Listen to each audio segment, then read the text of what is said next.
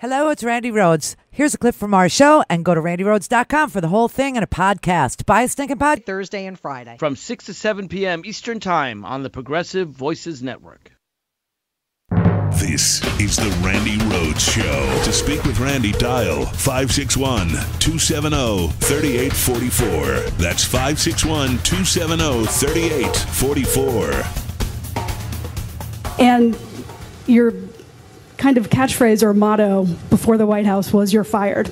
So I'm wondering if you would talk to us a little bit about whether you've lost confidence in Jeff Sessions, whether you want him to resign on his own, whether you're prepared to fire him if he doesn't, and why you're sort of letting him twist in the wind rather than just making the call for him. Thank you. Well, I don't think I am doing that, but I am disappointed in the Attorney General.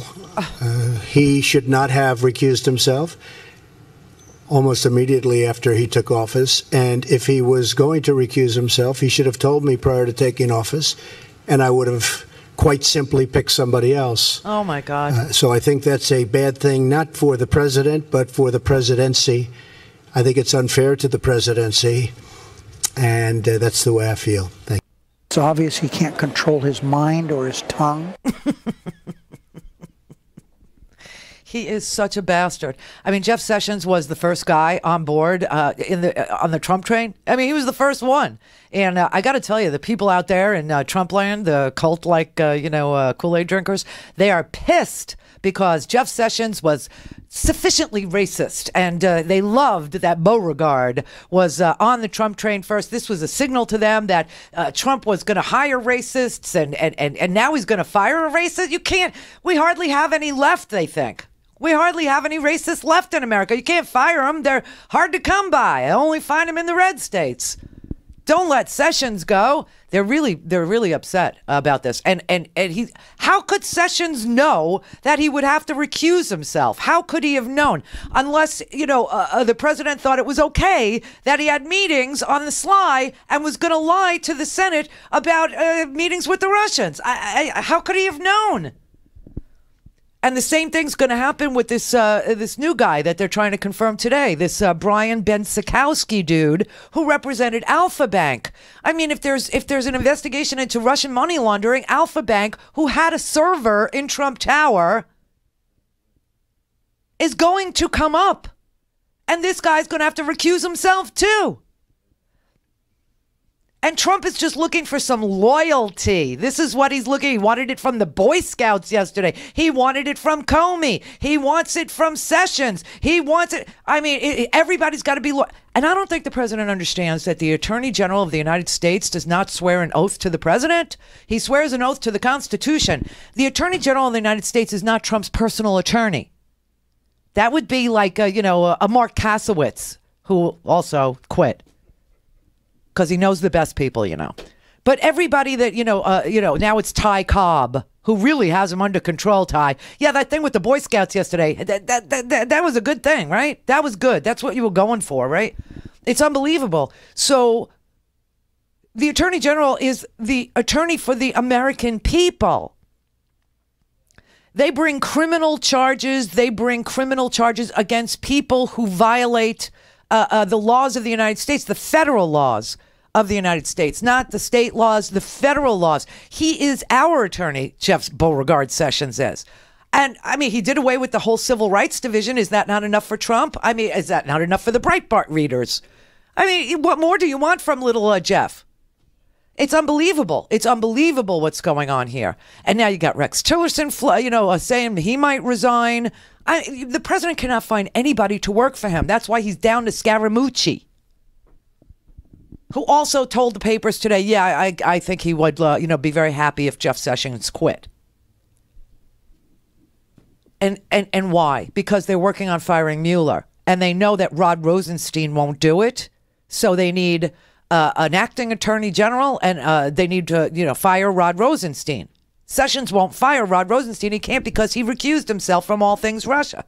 So Sessions can't fire Rosenstein. So he needs somebody who can and will.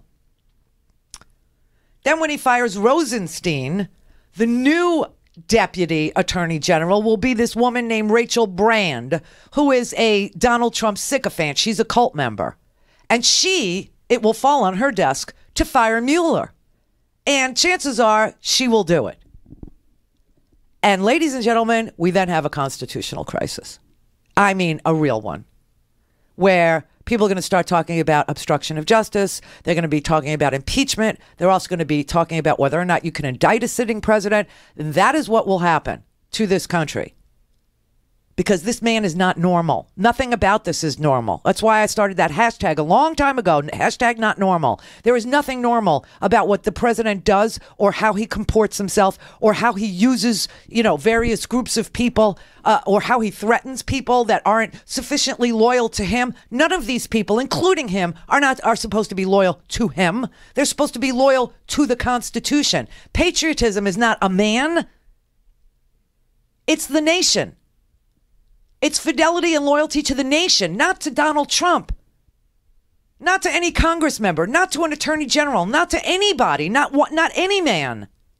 Patriotism is a call to defend your nation, and our nation is being dismantled and attacked by this lunatic. This man is nuts, and the capacity for outrage in this country is being tested every single day. In 6 lousy months, this man has crossed every line that you could possibly imagine. Lines of decency, lines of morality, legal lines. I mean, all he wants to do is provoke. This is what he thrives on. This is what he's about. This is not what this country is about, but this is what he's about. He's about provocation. He's about civil war. He's about dividing. He's about pushing taboos. Well, go on, Go get your yacht, go get your helicopter, go do it on a reality TV show. Test every taboo the nation has, but not in your capacity as president of the United States. You're not supposed to be doing any of that. You're supposed to be unifying. You're supposed to be legislating. You're supposed to be, and the only thing that he has gotten done, which is what McCain said today, was he has appointed Neil Gorsuch to the Supreme Court. That was the best that he could do, and that's all that he got done. And everybody knows it. I hope we can again rely on humility. No, that's the wrong one. Here, wait, this one. And all we've really done this year is confirm Neil Gorsuch to the Supreme Court. Our health care insurance system is a mess. We all know it. Those who support Obamacare and those who oppose it. Something has to be done. We Republicans have looked for a way to end it and replace it with something else without paying a terrible political price. We haven't found it yet, and I'm not sure we will. All we've managed to do is make more popular a policy that wasn't very popular when we started trying to get rid of it. I voted for the motion to proceed to allow debate to continue and amendments to be offered. I will not vote for this bill as it is today. It's a shell of a bill right now. We all know that. I have changes urged by my state's governor that will have to be included to earn my support for final passage of any bill. And where is the president? The president has no bill. The president has no ideas. The president has not advocated for anything. He took the appearance in West Virginia last night and he turned it into a debacle. He turned it into a test of our moral compass. He turned it into a test of how you talk to 12-year-olds in this nation. He called our media, called our government a cesspool. He called Hillary Clinton a loser. He challenged the first African-American president that we had. He said, "Did Obama ever come and talk to you, Boy Scouts?" Obama was a Boy Scout, okay? Obama had the Boy Scouts to the White House. He didn't use them as political props to get some lousy health care bill that doesn't stand a chance of giving anybody health care at all in this country ever, just because he said he would, a stage to it's unbelievable that he talks about the complete power to pardon himself, the power to pardon his friends, the power to pardon his relatives. He's going to short circuit a special investigation. He has he provokes everybody. He threatens everybody, even his friends. He's going to fire them. He humiliates Senator Dean Heller. He humiliated, John McCain, said he wasn't a hero. Now, all of a sudden, he thanks him today for being a hero. What is it with this man? This man is all about loyalty to him, not to a set of laws, not to the rule of law, not to a constitution, not to members of Congress, not even to his own party. He can't. This is a man who will not show his tax returns, who will not divest himself of his private businesses, who put his son-in-law and his daughter in the White House on the staff. Okay, this is a guy who said that his predecessor illegally wiretapped his phones. This is a man who is threatening the FBI. This is a man who fired fired the FBI director. This is a man who calls his attorney general weak and beleaguered. And the reason why is because he's beleaguering him and weakening him. It's unbelievable. And then he assembles tens of thousands of children at the National Scout Jamboree in West Virginia and uses them as political props. He uses our troops as political props. He told them, I know you guys voted for me. He orders them to call their Congress members as their commander-in-chief. That is not legitimate. He wants Hillary Clinton investigated. Hey, everybody, remember when George Bush threatened to investigate Al Gore? No, you don't, because it never happened. You remember when President Barack Obama called for an investigation into Bush's torture program? No, because it never happened. He didn't do it. We were begging him to do it, and he said, I can't. Why? Why can't you, Mr. President? He said, because everybody will think that I am investigating the previous president, and in America you don't do that. He's bizarre. Now, I know you wanted unprecedented, but what you got was strange. You got weird. You got anti-American. He treated those people, those kids yesterday, like they were some foreign youth organization, not an American Boy Scout jamboree. That had nothing to do with American values. It had nothing to do with Boy Scout values. It had nothing to do with children. It had nothing to do with, praising them. I mean, if he wanted to talk politics, he could have told them, grow up and serve your country. There's nothing like public service. Look at me. I gave up my businesses. He didn't. Yeah, that would have been a lie, too. This is the strangest, weirdest presidency ever in the history of the United States of America, okay?